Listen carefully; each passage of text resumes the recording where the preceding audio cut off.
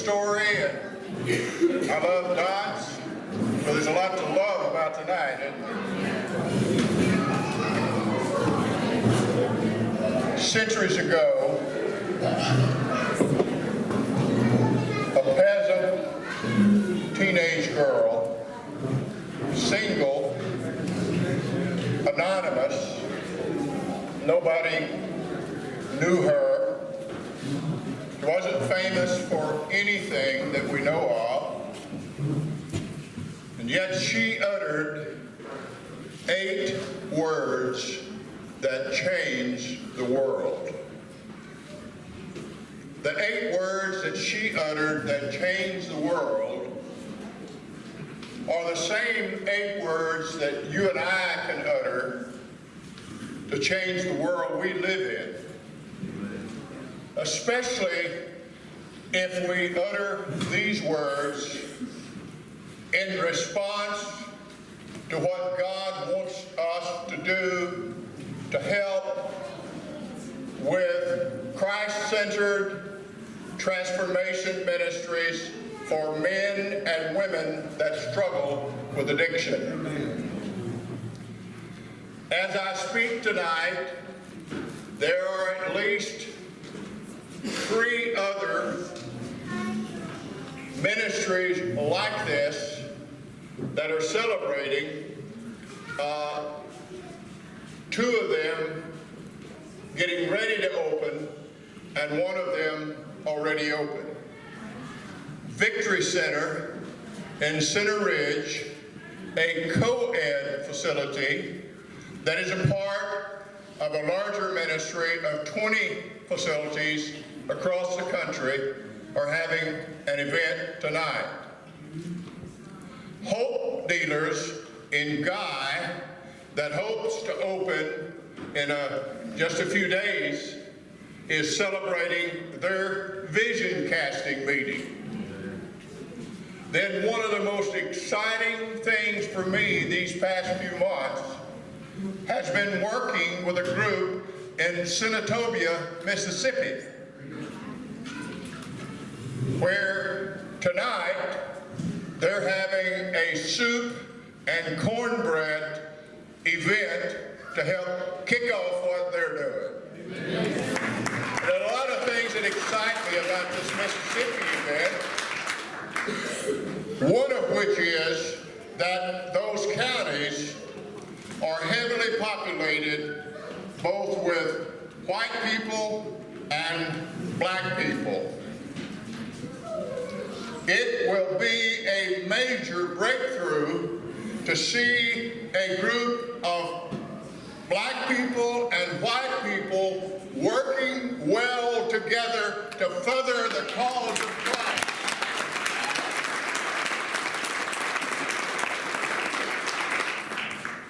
All the people involved, including my friend Brooks Bright, who is the director of Hope Alive in Conway County, that we plan to open January, February of next year. All the people involved, including Sharon Hughes, who helped start this ministry, and Jay Cupid, the founder of The Other Side, who worked with me to work with Sharon to make Daughters of the Other Side possible. All the people involved said in the same way that Mary said 20 centuries ago, that rings down to this day. When the angel told her, "You're going to give birth to a son." And they had that interaction. The interaction involved a biological impossibility.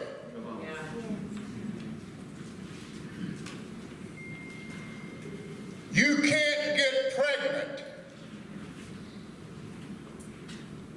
without a man and a woman coming together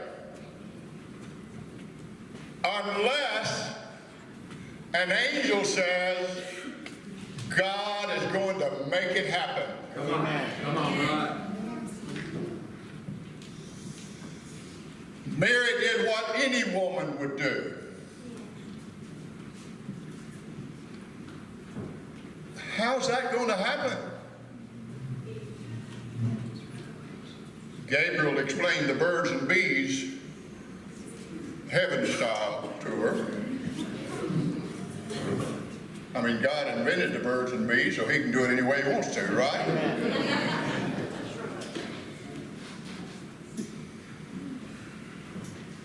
I wish I'd have been there. I would have liked to eavesdrop on that conversation. I'd like to see the look on Mary's face. But her words echo in my heart. Her response to all of this. Those 8 words that changed human history. Be it unto me according to your word. Come on.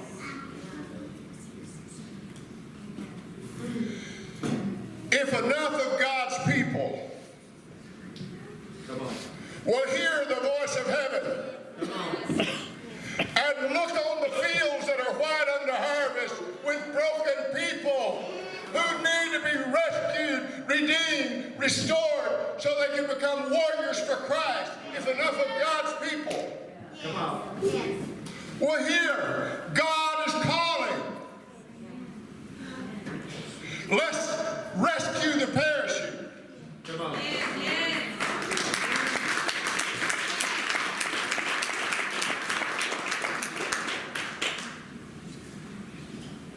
Good preaching.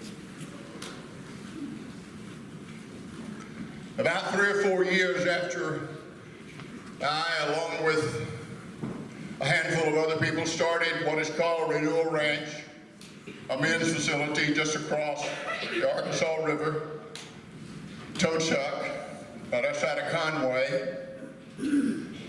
About 3 or 4 years into the ministry, I was still having some questions about whether I could do this or not. Come on. I got a whole lot of Moses in me and a whole bunch of Gideon.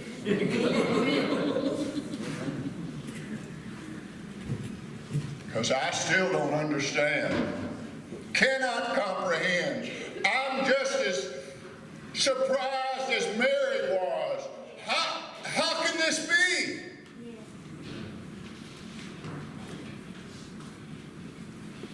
So I had a little coming to Jesus meeting.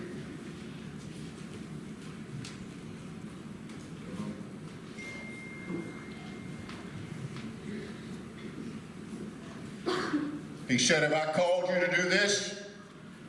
Yes, sir. Has it created needs in your life? Yes, sir.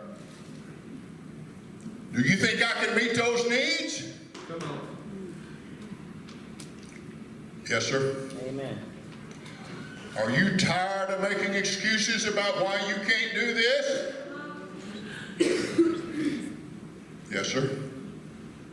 He said, well, good. I'm tired of listening to them.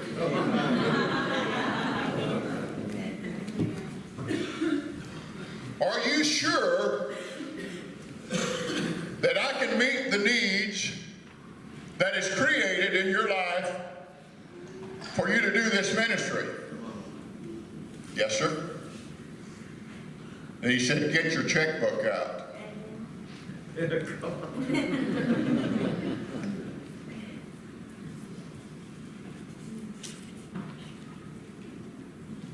Well, you just told me, you said that you thought I could meet your needs, and now you're questioning what I'm asking you to do. Come on. Come on, preach on that, man.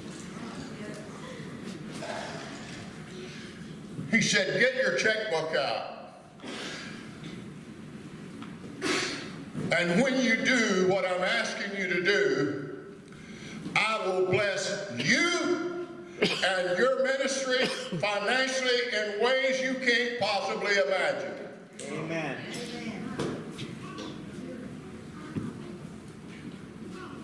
Took me a little while to say, be it unto me according to your word. And took him a little while to fulfill the promise.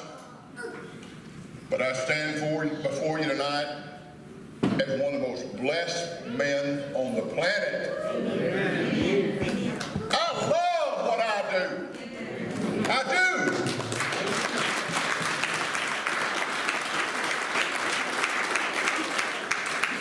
Every time I come over here and teach these girls, I'm far more blessed than they are. To get to be a part of people being restored by the power and grace of God is an awesome blessing.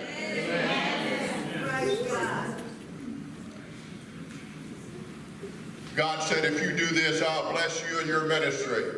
And I don't have time tonight. I have time, but you wouldn't listen as long as I would want to talk about it. All the things that are going on.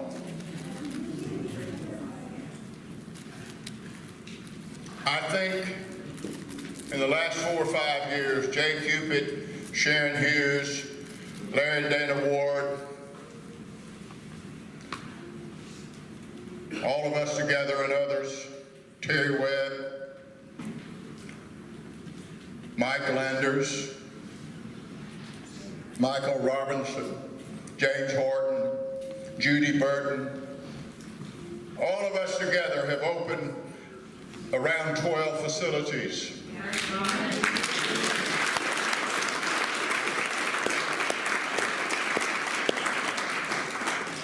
200 plus beds.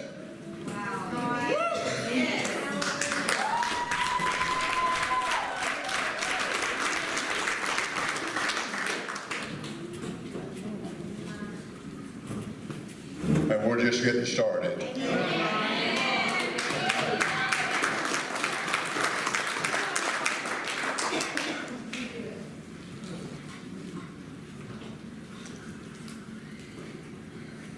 There's a growing group of believers Come on.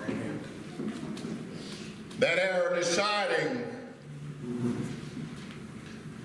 we need to lay aside our petty differences. Amen. Amen. We need to all get in the same boat.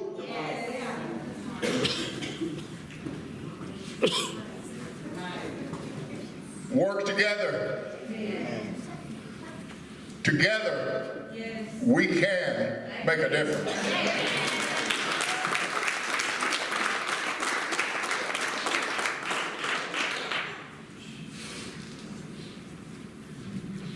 I've learned there are 2 major needs for all of the facilities. 2 major needs: leaders and money. Amen. The other 2 major needs are money and leaders.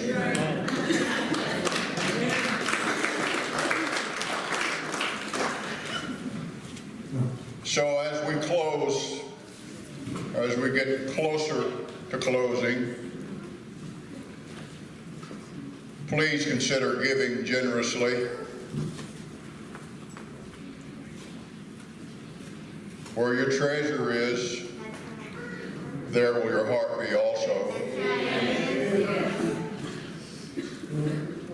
Martyred missionary Jim Elliot put it best, perhaps, when he said, "He is no fool who gives what he cannot keep to gain what he cannot lose." Come on.